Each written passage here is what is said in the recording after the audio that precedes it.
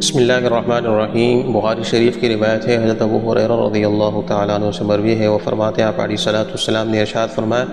ان اللہ یحب العطاس ویکرہ التثاؤب، کہ اللہ تعالیٰ چھینک کو پسند کرتے ہیں اور جمائی لینے کو ناپسند کرتے ہیں۔ فإذا عطس أحدكم وحمد الله كان حقا على كل مسلم سمعه أن يقول يرحمك الله،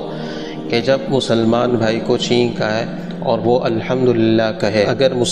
دوسرے مسلمان بھائی نے اس کے الحمدللہ کو سن لیا تو اس پر لازم ہے کہ وہ جواب میں یرحمک اللہ کہے۔ فأما التثاؤب فإنما هو من الشیطان، اور جو جمائی لینا ہے یہ شیطان کی طرف سے ہے، لہذا جب تم میں سے کسی کو جمائی آئے فَلْيَرُدَّهُ مَا اسْتَطَاعَ، کوشش کرے کہ اس کو روکے، جتنی استطاعت ہو روکنے کی تو روکے، اس لیے کہ جب تم میں سے کسی کو جمائی آئے تو شیطان اس پر ہنستا ہے۔